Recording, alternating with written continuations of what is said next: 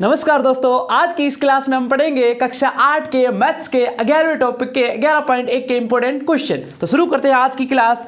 11.1 का पहला क्वेश्चन है, जैसा कि संलग्न आकृति में दर्शाया गया है, एक आयताकार और एक वर्गाकार खेत है। ठीक है, दो आकृतियां आपके सामने दे रखी है, एक आयत है और एक वर्ग है, अर्थात तो दो खेत है, एक वर्गाकार खेत है और एक आयताकार खेत है। उनके परिमाप समान है, दोनों के परिमाप समान है। अब ये बताना है कि किस खेत का क्षेत्रफल अधिक है। ठीक है, तो यहाँ पे दो आकृतियां हैं।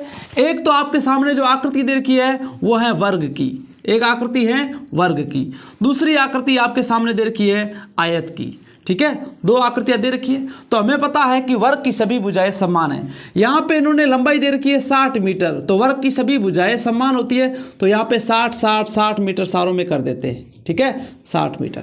हमने कहा आयत की आमने सामने की भुजाएं समान होती है। एक आपको दे रखी है 80 मीटर, इसके सामने ये भी 80 मीटर आएगी। ठीक है, ये चौड़ाई है, चौड़ाई अपने को नहीं दे रखी है। तो जैसे हम परिमाप इनका ज्ञात करेंगे ना, तो अपने आप चौड़ाई आ जाएगी। फिर आराम से हम खेत का क्षेत्रफल निकाल सकते हैं कि किस खेत का क्षेत्रफल अधिक है। ये चौड़ाई, तो इसके सामने ये भी क्या होगी, चौड़ाई है। ठीक है, अब देखो इन्होंने बोला है वर्गाकार खेत और आयताकार खेत, इन दोनों का परिमाप क्या है, समान। तो हमने कहा ये वर्ग है। ठीक है, तो वर्ग का परिमाप किसके बराबर है, तो हमने कहा आयत के। तो आयत का परिमाप, ये दोनों क्या है, हमने कहा बराबर है। ठीक है, तो वर्ग का परिमाप क्या होता है, तो हमने कहा 4 गुणा क्या होता है, भुजा, 4 गुणा भुजा। ठीक है, और आयत का परिमाप क्या होता है, तो 2 कोष्टक में लंबाई प्लस चौड़ाई। ठीक है, तो 4 गुणा भुजा कितनी है, 60 मीटर बराबर 2 लंबाई कितनी है, 80। ठीक है, मीटर प्लस चौड़ाई कितनी है, नहीं दे रखी, तो हमने कहा ये x है। हमने क्या रखा, चौड़ाई बराबर हमने कहा ये x है। ठीक है, तो 6 चौक 24, 240 मीटर क्या आई, इस वर्ग का परिमाप आया। परिमाप मतलब यहाँ से शुरू करेंगे, यहाँ से गोल घूम करके वापस आएंगे ना, तो 6 चौक 24, 240 मीटर इसकी क्या हो जाएगी, वर्ग की परिमाप आएगा।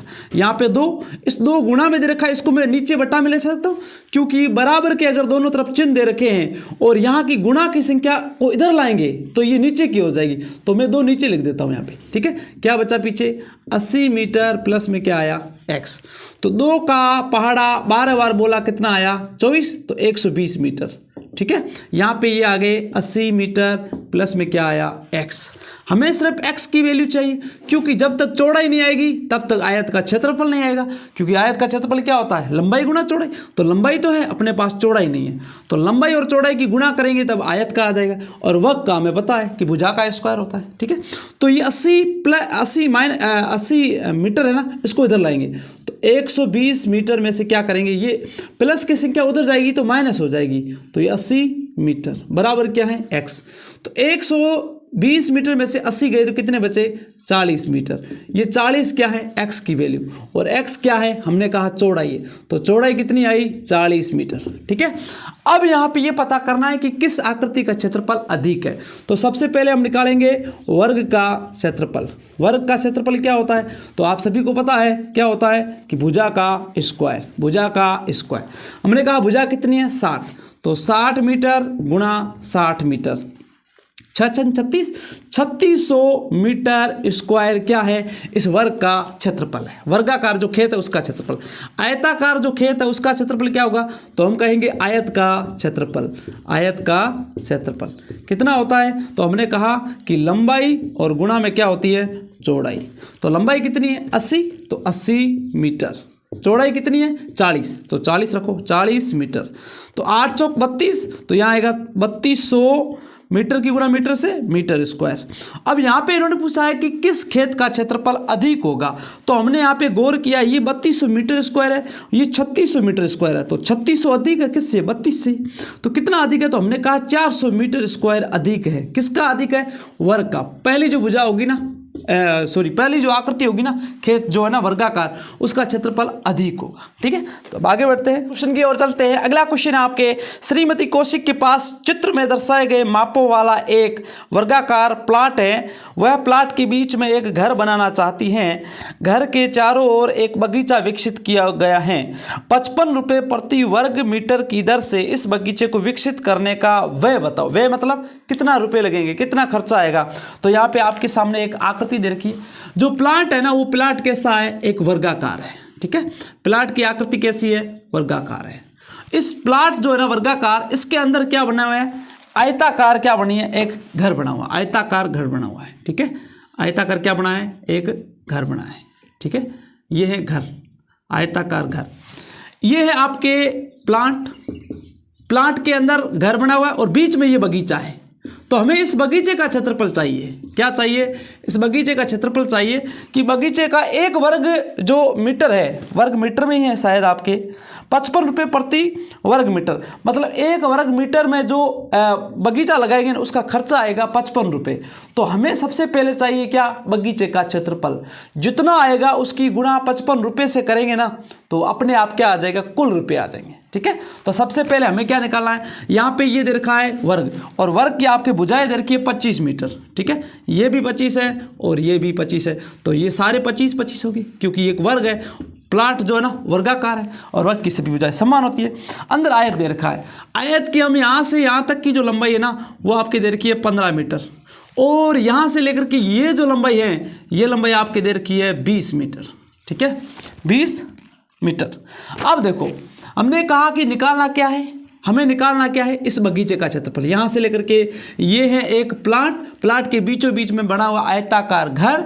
तो इस प्लाट के क्षेत्रफल में से इस आयताकार जो घर है, इसके क्षेत्रफल को जैसे माइनस करेंगे ना, तो हमारे पास क्या आएगा, ये जो बगीचा है ना, इस पूरे बगीचे का क्या आ जाएगा, क्षेत्रफल आ जाएगा। ठीक है, तो हमें क्या करना है, इस वर्गाकार प्लाट में से आयताकार घर को माइनस करना है। तो देखेंगे यहाँ पे प्लाट का क्षेत्रफल माइनस आयत का क्षेत्रफल।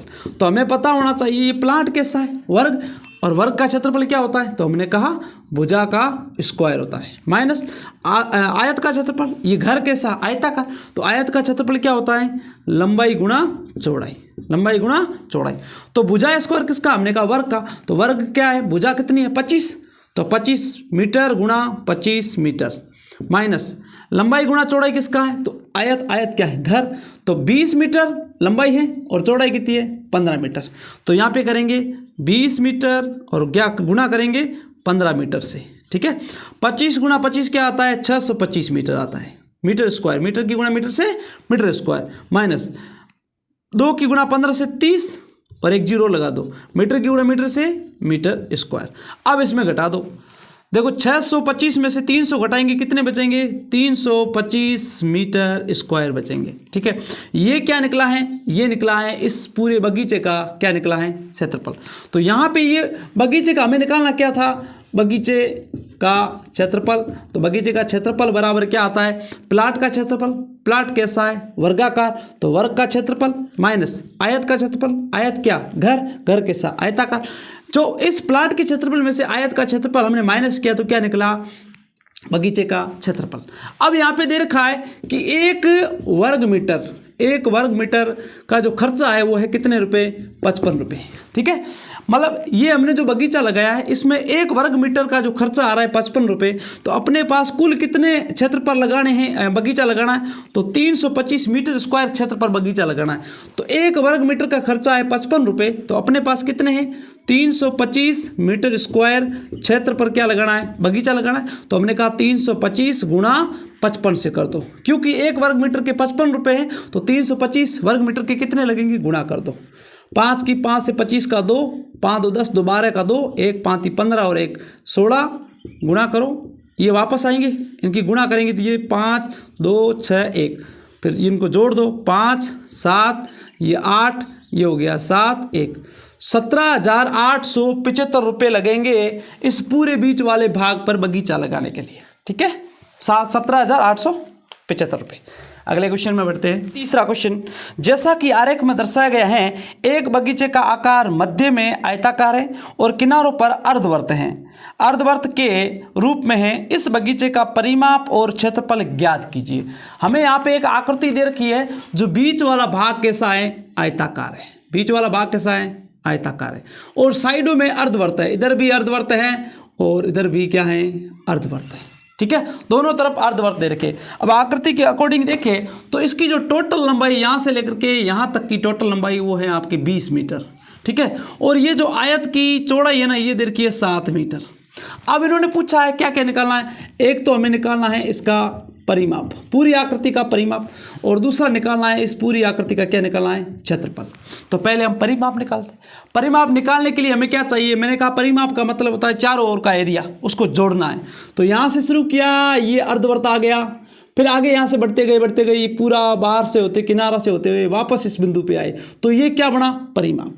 अब परिमाप तो निकालेंगे, उसके लिए हमें क्या है, इस लंबाई को ऐड नहीं करनी है, इस लंबाई को हमें ऐड नहीं करनी, क्योंकि ये आयत के अंदर की भुजा है, ये अर्धवर्त का अंदर व्यास है, व्यास को नहीं जोड़ना है। परिमाप का मतलब बाहरी आवरण को जोड़ना है। ठीक है, तो परिमाप, अब यहाँ सबसे पहले हम देखें, ये आधा वर्त ये है, आधा वर्त ये है, तो पूरा एक वर्त बना।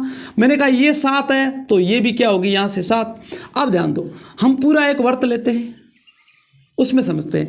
मान लो ये एक व्यास है, वर्त का व्यास।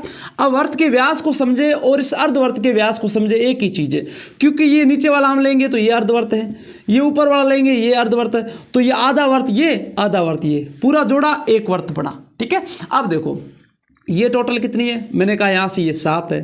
ठीक है, यहाँ से लेकर के ये कितनी है, 7। अब मैंने क्या निकालनी है, इसकी त्रिज्या, तो बीच में इसके 2 टुकड़े करो, केंद्र बिंदु के रूप में इसको 2 टुकड़ों में काटेंगे, तो 7 का क्या आएगा, 3.5 इधर आएगा, 3.5 इधर आएगा, बराबर की लंबाई में ये कट जाएंगे। 3.5 क्या आएगी, इसकी त्रिज्या क्या आएगी, 3.5।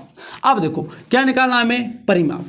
तो परिमाप निकालेंगे तो सबसे पहले हम वर्त का परिमाप निकालेंगे, यहाँ से लेकर के आधा ये फिर आधा ये, इन दोनों को जोड़ करके हमने एक वर्त बनाया। और वर्त का परिमाप क्या होता है, वृत्त का परिमाप।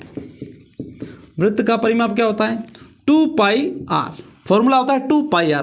तो 2 गुणा पाई की वैल्यू हमें पता है 22/7 होती है, आर कितना है 3.5, 3.5। तो पॉइंट हटाएंगे तो नीचे 10 लगेगा। 7 का पहाड़ा 5 बार बोला 35 आया, 5 का पहाड़ा 10 में 2 बार बोला, 2 को इस 2 से काटा, कितना बचा 22। तो 22 क्या है अपने पास, क्या आई 22 मीटर जो है ना, वो इस वर्त की परिमाप बोले या हम परिधि बोले, वर्त का परिमाप भी बोल सकते हो, परिधि भी बोल सकते हैं। ठीक है, तो वर्त का परिमाप या परिधि, तो ये कितना आएगा, यहाँ से गोल चक्कर लगाएंगे तो वो आएगा 22 मीटर। तो यहाँ से लेकर के यहाँ तक की और यहाँ तक की कितनी आई 22। अब निकालनी ये आयत की, आयत की आमने सामने की। अब यहाँ पे ध्यान दो, ये हमने कहा टोटल कितना है 20, तो मैंने कहा 7 ये हैं, तो ये कितना होगा, ये 3.5। क्यों, क्योंकि ये त्रिज्या है, अर्धवर्त की त्रिज्या मान लो यहाँ से लेकर के, तो ये 3.5 ये हो गया, आधा इधर कर दो, 3.5 ये हो गया। तो 3.5 कितना होता है, 7 होता है। तो 3.5 इधर वाला ये माइनस करो, 3.5 इधर वाला ये माइनस करो, तो 20 में से जब हम 3.5 और 3.5 मतलब 7 को माइनस करेंगे, कितने बचेंगे 13 ये आ गई, तो 13 ये भी होगी। क्यों, क्योंकि आयत की आमने सामने की भुजाएं समान होती है। अब देखो, अब निकालेंगे टोटल हमारे पास कितना इसका परिमाप आया, या परिधि कितनी है, या परिमाप कितना आया। तो 22 मीटर तो क्या आ गई, इसकी और इसकी। अब ये 13 ये है और 13 ये, 13 कितने हुए 26, दोनों को जोड़ दो, 26 जोड़ा, 6 और 2 8, 2 और 2 4, 48 मीटर। ये क्या निकला है, ये निकली है इस पूरी आकृति का क्या निकला है अपने पास, परिमाप। ठीक है, अब आगे बढ़ते हैं। परिमाप के अलावा इसमें और क्या है, इसने पूछा है इसका टोटल क्षेत्रफल बताओ। क्या बताना है, कुल क्षेत्रफल कितना आएगा, तो निकालते हैं। देखो कुल क्षेत्रफल निकालना है, अपने पास एक तो दे रखी है आयत और एक दे रखा है वृत्त। तो सबसे पहले हम निकालेंगे वृत्त का क्षेत्रफल। वृत्त का क्षेत्रफल क्या होता है, तो हमने कहा πr²। पाई की वैल्यू तो हमें पता है 22/7 होती है। आर त्रिज्या कितनी निकाली थी हमने 3.5, तो 3.5 स्क्वायर है, तो मतलब 2 बार गुणा कर दो। ठीक है, पॉइंट हटाएंगे तो 10 लगेगा, पॉइंट हटाएंगे तो 10 लगेगा।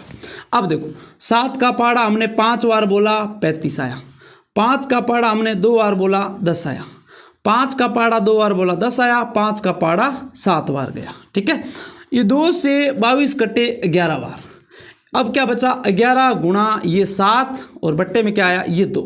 7 की गुणा 11 से 77 बट्टे में 2। 77 में जब 2 का भाग देंगे तो आएगा 38.5 मीटर। ठीक है, 38.5 मीटर स्क्वायर। ये क्या निकलेगा, ये निकलेगा इस पूरे वर्त है ना, इस वर्त का क्या निकलेगा क्षेत्रफल। ठीक है, अब निकालना है इस आयत का क्षेत्रफल, क्योंकि इन्होंने बोला है कि पूरी आकृति का क्षेत्रफल, तो हमें निकालना है आयत का क्षेत्रफल। आयत का क्षेत्रफल तो क्या होता है, तो हमने कहा लंबाई गुणा चौड़ाई, यही तो होता है ना। लंबाई कितनी है, हमने कहा लंबाई ये कितनी रही 13 गुणा चौड़ाई कितनी है ये 7, तो 7 से गुणा कर दो, ये कितना होगा 91। ठीक है, कितना आएगा 91। अब इन्होंने बोला क्या है कि इस पूरी आकृति का क्षेत्रफल बताओ, तो हमने कहा वर्त का क्षेत्रफल कितना आया 38.5, उसमें क्या करो इस आयत के क्षेत्रफल को जोड़ दो, तो ये हो गया 38.5। पॉइंट लगाओ 0, ये तो आ गया 5, 8 और 1 9, 3 और 9